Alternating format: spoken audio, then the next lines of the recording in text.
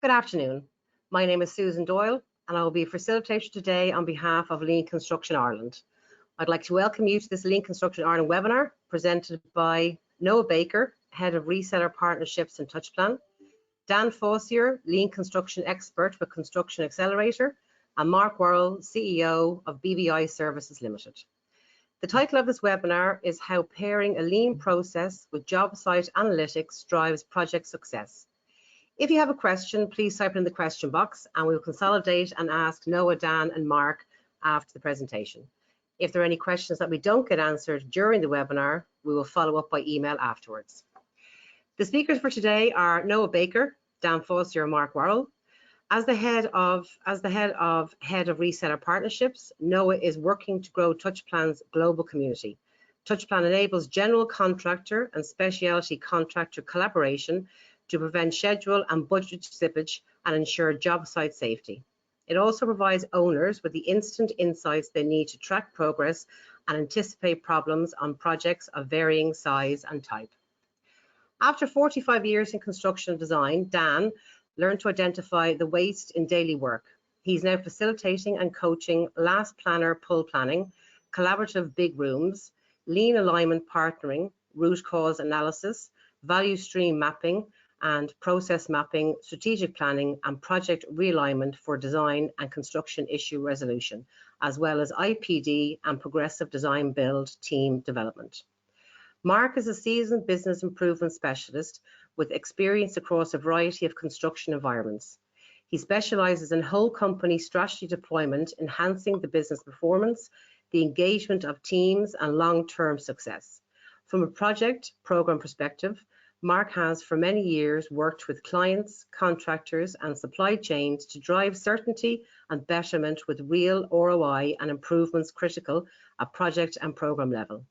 This includes the people, process, and performance aspects blended together to impact the drivers of performance and draws upon his experience from various other sectors over many years of development work. I will now pass you over to Noah, Dan, and Mark. Thank you. Thank you so much. Hello, gentlemen. How are you? Good morning. Good afternoon. Good morning. Good afternoon and good evening. For everyone listening, we're all over the world today. So thanks, gentlemen, for jumping on. I'm simply your host today to pick your brains and hear your expertise.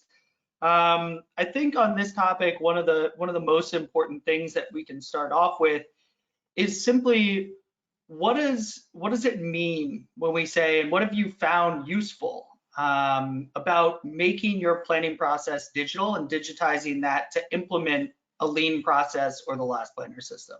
I'll shoot that over to Dan to kick it off. Sure.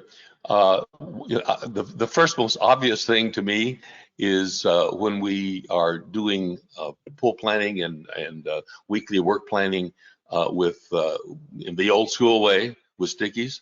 One of the things that really annoys trade contractors is filling out multiple stickies day by day, week by week for a multi-day activity. And Touchplan just makes that go away. The other thing is that teams aren't always together physically, and some trade contractors haven't come on board yet, but we're planning into their phase. And so having the online ability for everyone to see the same thing and to work interactively at the same time is very powerful. Great. And Mark, anything on that note? Yeah, and I think just to sort of, it's that reach. We can reach and engage people who aren't always in the room, as we said, because we can't always maybe get them in the room, but we're also able to engage people without them traveling lots of distances. So also to engage, overseas suppliers, so we can actually get their leadership. We're looking at maybe manufacturing some of the off-site people or designers in different places. Yeah. So it gets that reach. And I think Dan's got a good point there. There's only so many Post-it notes you can play with and things. So it's actually facilitating us getting a degree of more detail into what we're looking at, which makes, with the backup of the calculations and the trends and things, it just makes it a much easier system process to run than the more manual thing that gets a bit cumbersome and things. And then I guess the other main thing is it's just the being able to see it readily. So I've got a client right now, I'm very pleased with the fact that they're very pleased with the process where every Friday they photograph everything and email it out to everybody, whereas this is now saying to them, you know, everybody has access all the time. So I suppose those are... It's instantly up to date. Yeah. Yeah, you know, so one of the thing, Noah, that occurs to me is that you can do what if scenarios much more easily in an electronic system that has analytics, that has the ability to play around and then restore back to where it was than any time we're using tags. It's doable either way, but it's pretty elegant in the electronic process. Yeah, I think on that point, something for the topic of today, something that we see in lean principles and practices and Last Planner is the benefits of doing this process are the continuous learning, the data analytics that you get from it, the information you can glean from those things such as variance reasons, constraint reasons, delays, so on and so forth. Things like KPIs or PPC that inform your project while your project is going. And I find, and I'd love to hear your opinion, that is the most common to be dropped off when doing this process and not done, because it's the most challenging and kind of the most time consuming process, where we've already done a pull plan. Now we have to sit down for 2 hours and calculate PPC for all our trade contractors. So when we talk about going digital, all of that is ingrained and at the click of a button. When we use those analytics, what's the best way, if we have them, to use them, to talk about them, and to improve our project once we've gone digital? Well, I think you've got a really good point there, because we talk a lot to people about having that data and those KPIs readily available means we're actually focused on problem solving and planning and sorting that out, rather than the arguing about the data. The data is correct. Yeah. And it's swiftly available. So you shift everybody from data discussions, was that right, did you really, whatever, to that is correct, what do we need to do to work on it? And I think we mentioned, you know, visualizing the data and capturing it then prompts everybody to start looking at it and reviewing it.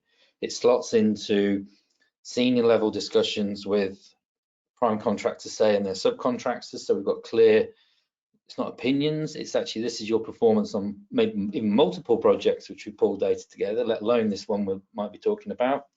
And as you said, it goes down to the supervisors and trades actually saying, you know, where are we on our league tables? What's our PPC? What's our own performance? And being able to tackle where they can the issues that affect their performance. And if they can't necessarily tackle those issues, maybe there's multiple trades involved, we can escalate it to a level where we can have a multi-trade process improvement activity. You know, say they can't get stuff at the gate, or they can't get lifts on the cranes, or access to certain equipment. We can say, okay, well, how do we fix that as a team?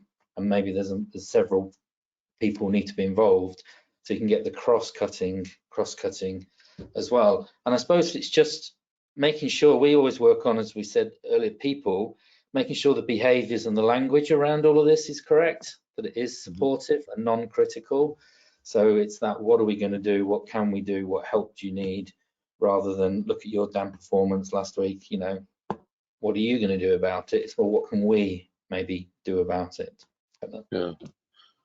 Mark, you're talking about a team approach, and Last Planner is completely collaborative, done properly. The other aspect of that is that there's a lean tenet, optimize the whole, not the piece. And in design and construction, we have for decades optimized the piece.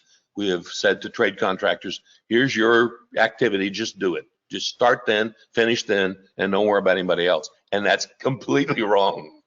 But with the KPIs, with the data that comes out, everyone, all of the folks on the project are able to see the whole picture, and as you described, visually. And the ability to see how your piece fits in with others is both enlightening and valuable, but it also gives you additional motivation to not mess it up because it rolls on to the next person, and to hold the person ahead of you accountable because that rolls on to you. That's a massive thing, actually. Did you say the word trust? It's that trust starts to build between trades, that I will finish when I said, and I will have the area ready. And Yes. that's Wednesday afternoon, and it's not in chunks of 5 days on a Friday. Naturally, you can come in for the morning, and we start to steadily get that trust that we're all going to do what we say on the tin. And interestingly, bringing in design and procurement to make sure everyone's involved in the planning process. And that might not start initially, you might start on the delivery, but we need to then start making sure we're pulling in if those are factors that are affecting everybody else. Well, where is the procurement, and where is the design delivery? Yeah. And building on that trust aspect, just a tip, one of the things that we've learned over the years is that when you're reporting results to the team, or when the team is observing results, electronic systems and anybody else can calculate PPC, percent of promises complete, by team and by individual trade, but we never report or discuss amongst the group that aspect by trade, because if you start calling people out for having an anomaly PPC versus the whole group, they start to recede. They turn off. I've seen teams where people just stop coming. Trade contractor foremen just stopped attending because they didn't want to be called out specifically on their piece. Now that's a personal problem, I realize, but it's a team problem too. And so the more prudent general contractors and construction managers focus on the team's metrics and KPIs, and then go privately to individual trade foremen and say, the team is up here and you're down here. How can we help you? What's up? What's causing this? How can the rest of us make this better for you? Absolutely. I think something that we've all agreed on is that going digital in your lean process, or your last planner system process, whatever it may be, really makes those KPIs, those different metrics and analytics front and center, and moreover correct and in real time, right? How important is that to improve the buy-in of this entire process from trade contractors and from the team? Having it right there in front of their face to allow them to see it every single day instead of maybe once every 2 weeks, or only when they're getting yelled at, right? Or only when they're getting scolded about their improvement. Where does kind of that digital aspect of analytics improve that buy-in, and where does the training about those KPIs improve that buy-in with your teams? Well, this is if you want me to go first. I think you've raised a really, really important point there. That's a great sort of question, because you're exactly right. If we're not careful, it can turn people off. And I think that really, as Dan sort of already said, so we really need to make sure that they see the bigger picture and they understand how everything fits together, and that none of this is personal. It's all for the greater good of the project. It's what's there, for the good of the project, and also, that they've got support around them to actually help deliver or make those improvements. The construction, no one's being beaten up. The construction managers are out there helping, logistics are helping, and there's places for them to go and draw on support, which can be, the things we do, but can be that we've trained people to actually say, okay, if we've got a problem, we'll go and process map it, we'll go and do this, we'll do a waste walk, go look, see.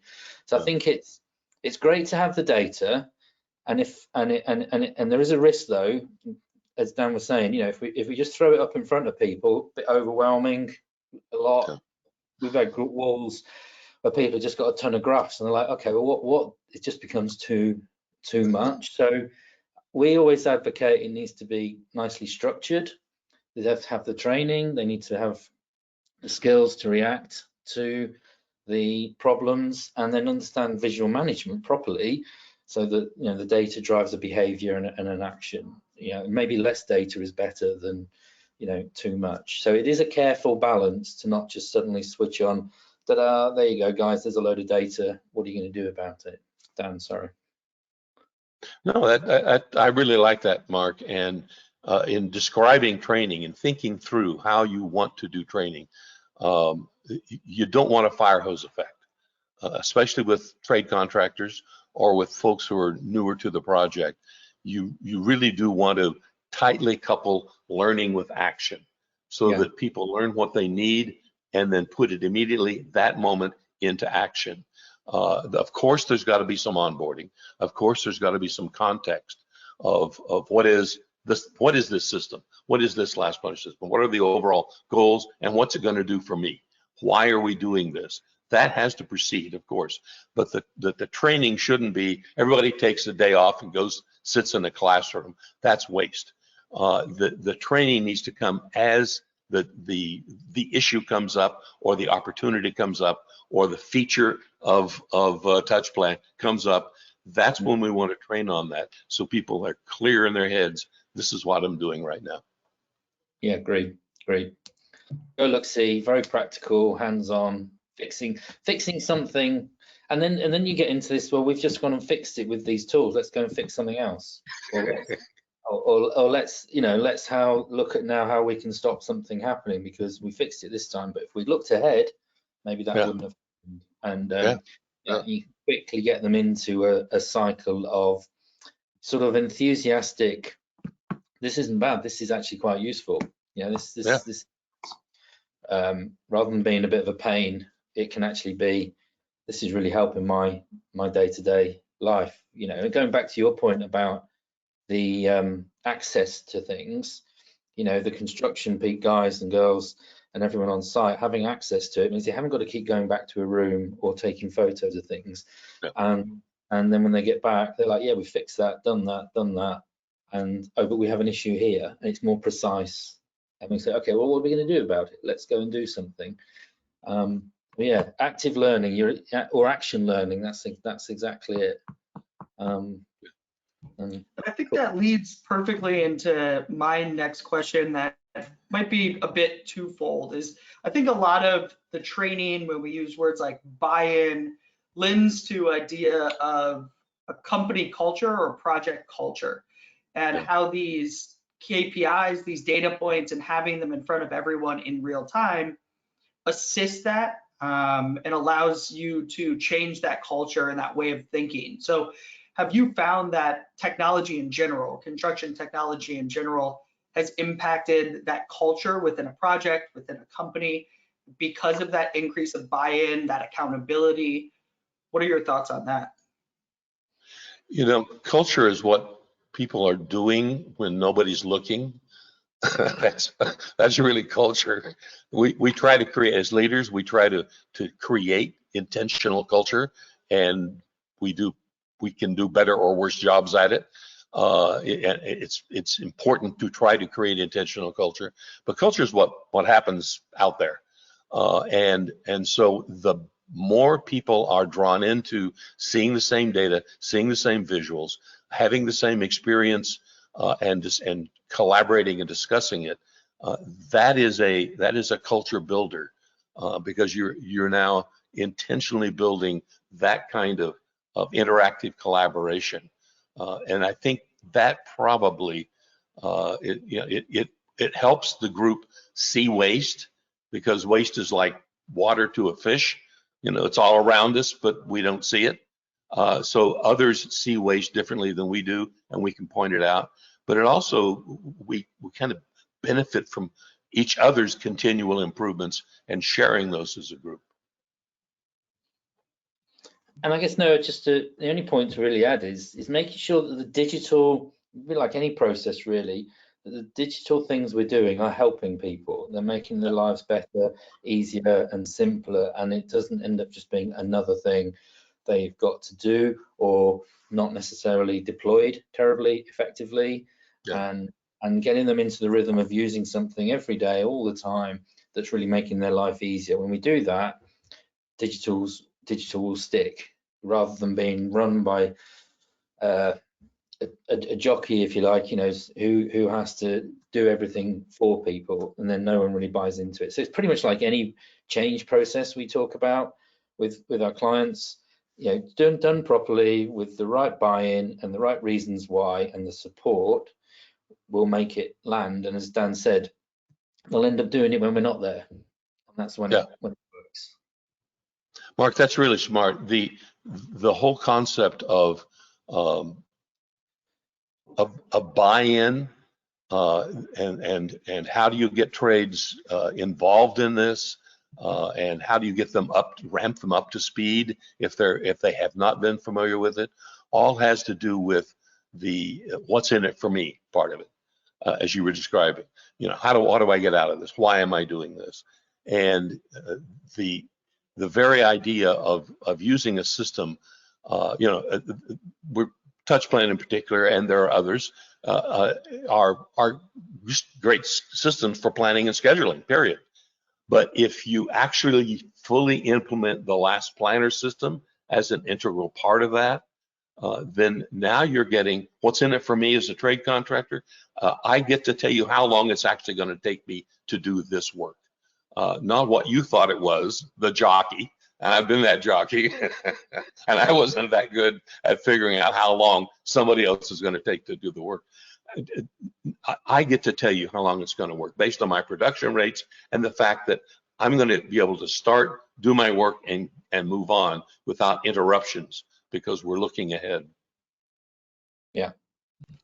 And what we found in our work with different general contractors and owners, subcontractors, that when we talk about that buy-in, I think the biggest pushback we get from subs and trades is, I'm going to sit in a room with Mark, I'm going to sit in a room with Dan for 3 hours, 6 hours of my week, then I'm going to walk out of this trailer and I'm going to do my job, right? I'm never seeing that sticky note pull plan again. And I think, Mark, to your point, having that availability, right? That the accountability goes completely away if they know they're never going to see that sticky note board again.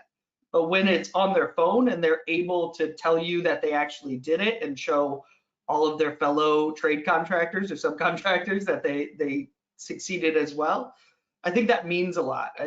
I would say that the largest pushback for adopting lean practices or last planner is really, yeah, we do some of it, right? We'll sit and I do the whole 6-hour pull plan, and then I go and I install how I'm going to install. When we go digital, that plan that they spent their time and energy and time away from their families doing now follows with them, and they have some power over that continuously throughout the project. Do you see that improving that buy-in, improving the reduction of waste because of buy-in? And how do you see the digital aspect of it following throughout the project, affecting the project in a positive way? Well, I think, yeah, I think you just raised the first point, and you're exactly right. We get it. I've already had it twice this week. Either we do that, or I haven't got the time to sit in meetings. And both of them, one was, yeah, we do that. When I looked at the wall, I was like, no, you don't, and not properly. And then the other one was, you're exactly right. Keeping those meetings short, sharp, focused. So you're in and everyone does the stuff, meeting by exception, and then out and do the stuff.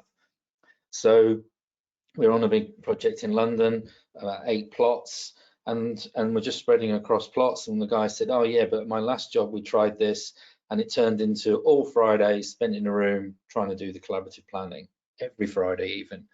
And we were like, no, it keep it simple. We designed that routine for them around a week. It says who's required when, where, and how often. We've got to keep meetings short, which is very much down to prepping people and expectations and setting the behaviors in the meeting. We're not there to talk about something. So you're right, keeping the meetings simple, short, and sharp, so people get something out of it is absolutely key for it. And I can't remember, I've written down 2 things. I can't remember what I was going to say about the second one, but maybe that'll come back. Oh, that was it. Systems. We also get people to think of, Dan, I think you said it, the whole process or system that they're getting into. Yeah. You know, so it goes from the long-term plan, the look ahead, the make ready needs, down to your dabs, and it's getting them to realize that it's not just asking them to do something for my benefit in the middle there. This actually links together. You know, Yeah. your milestones, you're affecting certainty.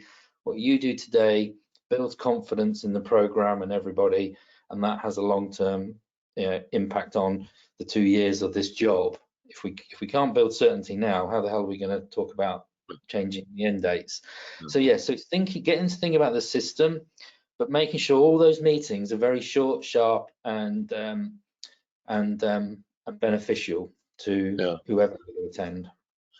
You know, the pull plan, the actual act of a group collaborating virtually or in person or hybrid, and planning 4, 6, 8, 12 weeks out in a pull basis from right to left, starting at the end, what happens just before that, just before that, just before that. That can be a relatively expeditious process. The first time you do it, it might take you 3 hours, might take you 4 hours. But thereafter, once everybody kind of gets in the rhythm of it, then the next chunk that you pull is going to take you an hour or an hour and a half. And it's going to speed up, depending on the details, of course. It's going to speed up the better you get at it.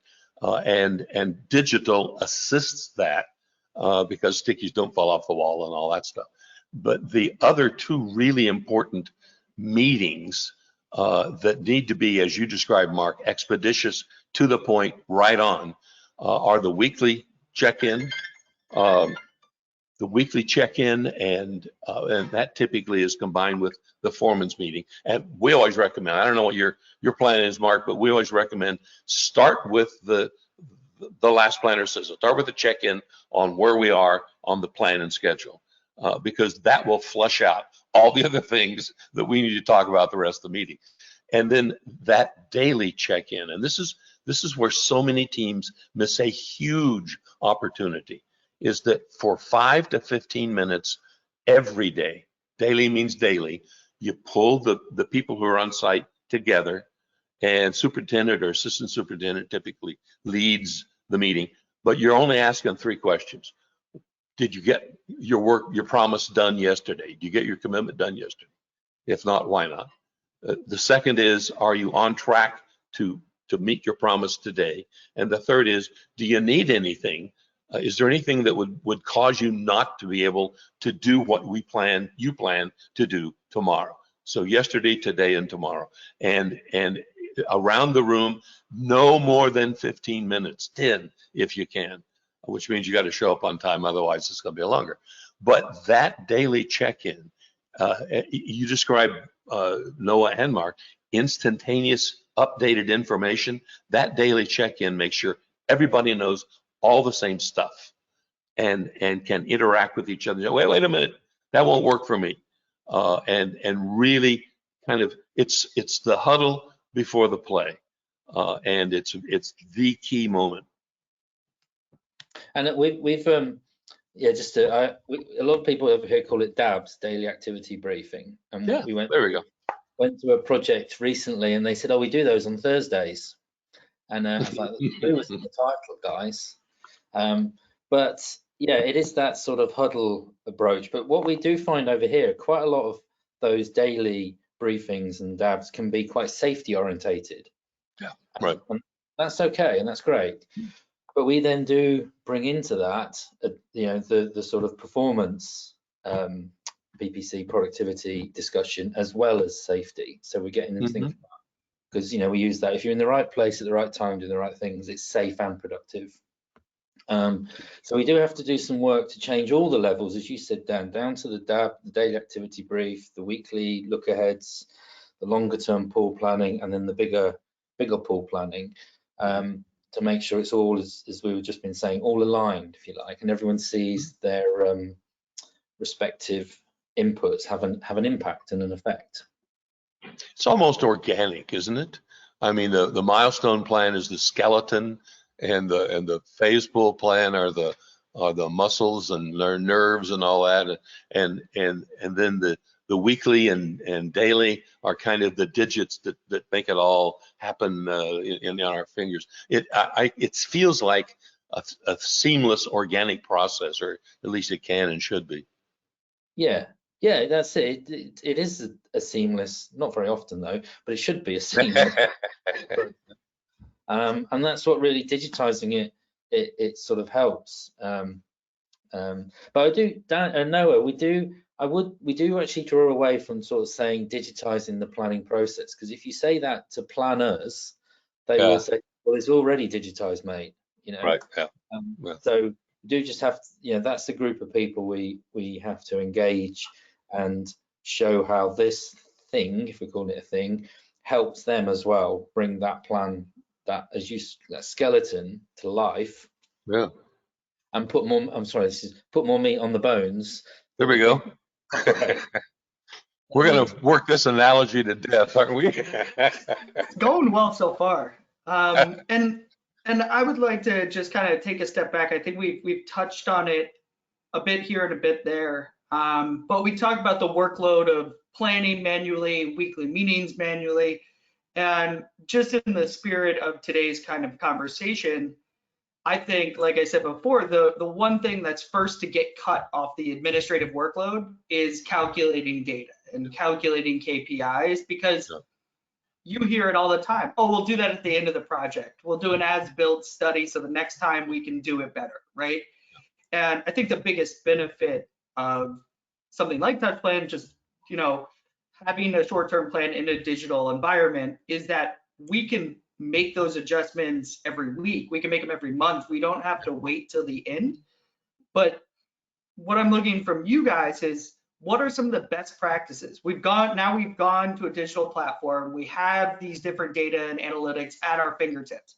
How do we use them? What's the best methodology to involve them in a weekly or daily huddle, or at a executive level, right? Mark, you mentioned multiple projects, having all that data, improving the company initiatives.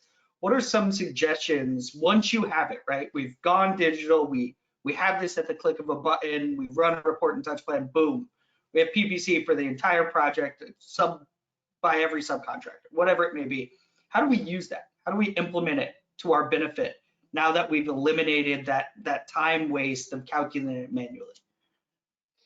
Well, I mean, the couple of things that maybe spring to mind. One is the language and behaviors at all the levels. So we're not then just we're not just exposing maybe somebody's dirty linen to all sorts of levels, So, and even if it is, or there's a way of approaching it. So it's not going so great. The PPC's dropped. We've got problems around this. But the key thing as well is then saying, but what are you going to do about it? So we see in visual management a lot of places where there's just a wall of graphs, and that to us isn't visual management and a control room. That's just data overload. So for each data point, we need to take it through. Okay, that's what it says. That's the plan versus actual, and then have a little bit of space. Or what are you going to do about it? So we actually encourage the team to bring the solution or potential solution to the table, or the request for help. So they can actually say that we've tried everything we can and we can't do it. We also, then make sure they're using the sort of improvement tools. So they, and some of them says, well, what have you done? It's not just, some random. It's have you done a fishbone? Have you done this? Have you done that? Have you, show me and let's work it through. So it's making sure that backing up the data, there's some structured problem solving and mechanisms. And just your first point was people saying, oh, the first thing we get is, as you said, people say, oh, we need somebody to calculate the data, and we say, oh, no, actually with TouchPlan you don't need that. It's actually getting rid of it. So there's a saving there, making everybody think, oh, that's actually really good. And then it's making sure when the data and the information gets displayed, it's structured and it encourages an analysis, if you like, and feedback and structured problem solving, or the request for help, as in we've tried everything and we can't do it. And I think that then also changes the dialogue. I was on a project last week down the south in the UK, and the dialogue had changed from MD of a prime contractor getting annoyed with the MD of the subcontractor, and the pair of them are now, after about 3 or 4 weeks, having a much more constructive discussion around the performance on the project, which has improved because of the planning and organising. So they're all like, well, look, it's got better, but these are the factors that we need to talk about, and it's more structured, and everyone's on a much more positive dialogue as directors, rather than just sort of, well, I don't know, but we think this and you think that. No, it's very constructive. These are the top 3 issues affecting us for the last 2 weeks. Right. What do we want to do about, or what can we do about it? What can we do from your team and from your team and work on it? So it's using the data to change the dialogue, change the discussions, and then drive teams to use a structured way of problem solving, I suppose. I like that a lot. And having the system do the drudgery of calculating and all that, having that frees up time for leadership to then be people with their people, to actually focus on the human element of this. Because one of the things that, coming out of COVID and the lockdowns, and then the whatever period we're in now, there's all of life is pre-COVID and post-COVID, seems like, but there's an impact on people, individual human beings. The mental and emotional stress, the stress on families, having lost friends and loved ones, and still in that period of time, and just the fact that construction is so pressured, and we tend to very often work in distant places, keeping us away from family, means that there's a great deal of stress on human beings. And we're just starting, I think, as an industry to recognize that everybody else is as much human as I am. and we need to be more supportive of each other. We need to care about each other. Construction, at least in the US, and I suspect this is true in Ireland and the UK, construction has the highest suicide rate of any occupation. Blows your mind if you realize that. But the suicide rate in construction is very high. And we don't recognize that often enough. And we talk about safety. That's like ultimate safety is just being safe in life. And so the added benefit of not having all this busy work over here and laboring alone frees us up to be out there and available to the people that we need to be relating to, particularly as superintendent, assistant superintendent, PM, PE, whatever, really engaging with human beings. No, I think that is a really good point, and an unspoken about. We talk a lot about the soft benefits as much as the hard benefits of all this, so program productivity, quality. But I've got one client in the Midlands of the UK, and he will openly chats to me about the fact that the projects that are really adopting all of this are quieter, happier, and he even says people are smiling. Wow. And there's an energy like this one I said to you down south. There was an energy of that team who actually kept me and the MD waiting, because they said, you can't come in the room yet, we've got something to really crack. It was like, wow, this is cool. So it's that change of what this can bring isn't just sorry, what I'm trying to say is it isn't just the hard facts, but it is, as you said, helping people connect, and then connect remotely as well. Going back to something I maybe said at the start, they can connect remotely as well. Or we haven't got to get a design team in the car to drive for 3 hours from Glasgow to Manchester. They can do it online once every 2 weeks or 3 weeks, and see the same stuff instantaneously, and cut out all that travel. I love it. Sounds good. I think that's a really good point about I kind of call them like grassroots value, right? Let's just talk about a PM getting home to his kids 4 hours earlier every week, right? That's worth something in itself. I also think we've spoken a lot about the project team culture and interaction, but I think there's a lot of benefit and a lot of return on investment when it comes to digitizing things to improve and ease the relationship between a GC and a client. if you can run a variance report about owner's changes and sit down and have an exact percentage and say, hey, can we just figure this out instead of playing the blame game, right? Yeah. That's an amazing business relationship that Yeah. will be fruitful. So what kind of advice in terms of using that data that is now at your fingertips when you go digital to improve a client relationship or just a client meeting to have more fun, let's say, having that owner's PM meeting or whatever it may be.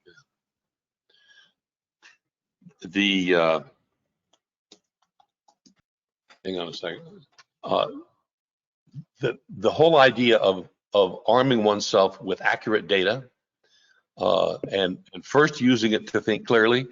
Here's the problem. When we're trying to persuade anybody else to change what they're doing because we think they need to, it usually isn't. I am not, I'll confess, I am not as clear-headed as I would be if I took data and then stepped back and really picked it apart and analyzed it, saw it from several different directions, and then came up with my hypothesis or my root cause analysis and what some mitigation measures might be. The way you're describing, Noah, of going to an owner and saying this, it is true of any of the relationships, the thousands of relationships that exist on any given project of one-on-one and two-on-one and all that. The data clarifies our mind because we draw assumptions, ungrounded assumptions, just based on hunches. And I've been doing this for years. I know what this is. And the data will clarify that. And then to present that with data, with hard data, is a very powerful presentation method and allows, for anybody to get in their mind from where you were to where you are now, they've got to go through the same mental steps that you did. Brains are pretty much the same. The synapses, they may bounce around a little between right and left on one guy versus another, but you pretty much got to go through the same logical steps to get there. And the data allows you to take someone step by step to define for themselves or realize for themselves that thing that you're trying to pull up. And just to add to that, Noah, a couple of things. We can help them see their impact to the process or the delivery. So I was with one of my guys, and he was talking about, we've done some work for a rail client, and he was asking them, and it's them moving into a different process you might be mapping, but they're still planning it out. How many of these design drawings get signed off right first time? The design review. And he said, well, none. Okay, how many cycles of reviews do you have? And he said, well, on average 7. And how long do they take? Well, they're 2 weeks, so it's like 14 weeks. And he said that's on average. So when we're planning out that delivery, it was like, well, we've got a massive problem. And with the data, the client was like, oh, really? Well, we hadn't realized, nobody had realized. So I think there's 2 angles. One is it's their input responsibility to either make decisions or support the process, and also showing them that you're taking every action and exploring every opportunity possible to do the best for them as well, rather than it can't be done. It's like, well, you can explore them. Look, we are trying everything. And we even have options maybe as well that says there's option A, cost this, there's option B, cost this, and there's other things. So it's that two sides. One is what can they input and influence and help the process, and showing them that you're taking every action possible to drive the hell out of that program. And of the 3 options, Mark, that you're describing, in addition to costing it out and talking about what the impact is to the inequality or the conditions of satisfaction of the owner at the end, there's also the whole schedule impact. And again, with digital platforms, you're able to do the what if we do option A, the impact is likely going to be this, B, this, C, this. So C might be $5 more expensive, but it'll save 3 weeks on the schedule. That kind of the ability to be that thorough in an analysis is very powerful. And then for them to also, if they turn and say, oh, what makes you think this will work? And you can say, well, look, these are all the historical issues, the trends, the data, these are all the countermeasures. We've took care of them. We've done FMEAs or whatever we want to call it on them. and we have robust countermeasures that have actually been proven to work. So we have a high degree of confidence that X will mark the spot. Yeah, I mean, that changes what most listeners are probably used to in a client meeting, right? That shift in mentality allows you to have a better relationship, therefore get more of their portfolio or whatever it may be. And I think that's something that we don't always think about, and we've thought about in terms of work-life balance for project managers. But that relationship, if you're cutting down the friction in that relationship, it's ultimately going to be more positive and ultimately going to be more fruitful. So we're getting close on time. I wanted to ask you gentlemen one last question here. I know there's probably a lot of people in this room that are like, oh, well, it sounds brilliant, but it might be a lot of work, or it's a massive change within my company to go digital. What kind of advice could you, or benefits and advice that you have for starting down the path, right? Starting down the path of going digital, going to use these different digital analytic tools, as well as starting a process around how to use that data, like you guys have enlightened us today. What kind of are those first steps? What are the fears that they shouldn't be fearful of? And some of maybe that that buy-in, that adoption might be a bit harder than you think it is, and how to overcome that. So Dan, I'll kick it over to you. Kind of where do people start down that path? Well, you got to pick the digital platform that you're going to use, and use it for at least a demonstration. I never use the word pilot, a demonstration project. But choosing by advantages is a great tool to use to select the platform that works best for you. In fact, my friend and coach Rebecca Snelling just released on Amazon a book called Choosing by Advantages. She simplifies it. So that's a great lean tool to use. But in terms of the implementation, I got a client in the U.S. builds multifamily housing all over the place.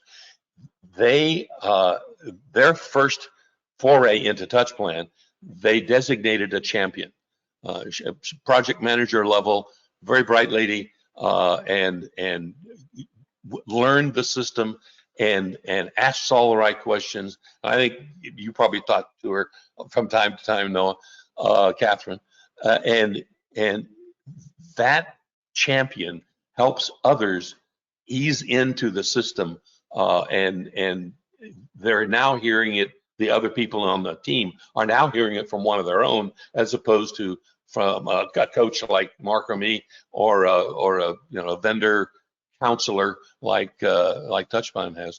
So I think those two combination of things: choose wisely, choosing by advantages, and start with a champion that really learns the system and can ease everyone else into it. Other than that, it's pretty straightforward. And I suppose some of my keep it simple, keep it small as well. We have people who are like, oh my God, we've got to engage everybody. Well, let's just pick some small areas. Like I think we're working with you we've got a call later actually on a big plot, but we're just picking one plot and one group first to demonstrate it, as you said, Dan, and also I suppose it's talking to them openly about, well, what are the challenges?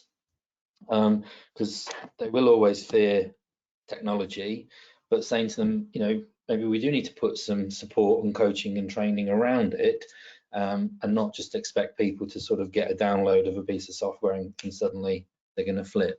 So it's the support, keep it simple, keep it small, and don't try and boil the ocean. We've got some big clients in here who sometimes are stepping at it looking like I've got to do everybody, and it's like, well, no, let's just go small, simple, prove it works, and then steadily grow it out from there. But I think your point was also go look, see. Dan, going back to your point about COVID, we're doing too many Teams meetings, so we took people to see something a couple of weeks ago, and then the penny really dropped. It's like, oh, that's what you mean. That's how simple it could be. and watching people use it, they're like, oh right, we thought this would be really difficult. I'm like, well, it can be if you, but it doesn't need to be. No. And it's just, and maybe it's just that coming back to the point of showing people where it all fits together, but recognizing, if you like, that a change is going to be awkward. My wife still puts some of the cutlery in different places to me in the drawers, and we've been married for 20 years. And if there's nothing, 5S. So, no, you can revert to all sorts of natural behaviors if we're not. Sure. Or as you said, Dan, there's not some maybe visual management that support gets them to adhere to something. No, can I just add one little point about digitizing anything? Of course. It's a quick story. There's a guy named Weckworth, David Weckworth. He's a quality consultant, and he's worked for a lot of companies over the years.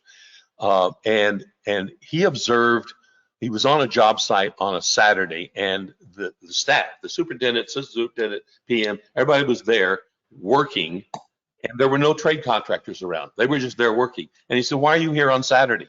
And they said, "Because we're filling out and verifying time cards by hand." He said, "Why are you doing that? We have a whole electronic system." He said, "But because our boss in the regional office requires that we do this by hand." He said, "That's nuts. You don't have to be here on Saturday." So he convinced that regional manager to let them try the electronic system.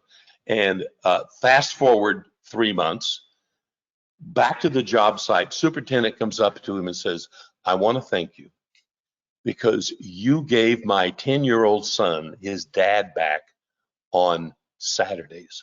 I can now go to his football games." We say soccer in this company, but I know it's football. I can now go to his football games, and I couldn't before.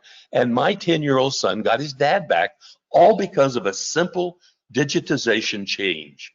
Now, that's how powerful these things can be. They actually do affect human lives, and not just the people doing it. Excellent. Well, I couldn't imagine a better way to move to questions. We do have a Q&A session here. On behalf of myself, I know the three of us work together, and Mark, we might be talking again in an hour, but thank you so much for jumping on. Lean Construction Ireland has been absolutely amazing, and the idea that our community can support their knowledge base and their members is really something that's special to TouchPlan. So again, thank you so much. I will pass it now back over, and we can kind of answer some questions that we got from the audience. Thanks, Noah. I'd like to thank Noah, Dan, and Mark for a very insightful discussion. We have a couple of questions in, and just one attendee, Dan, would just like to connect with you after the webinar just to discuss some other concepts going forward. So I'll pass on the details to you after that. Okay. What are some ways that you foster collaboration on your teams?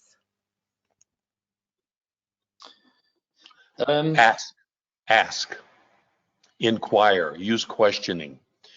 Collaboration means we're engaged. Motivation. There's 40 years of studies on intrinsic motivation, which is the most powerful motivation.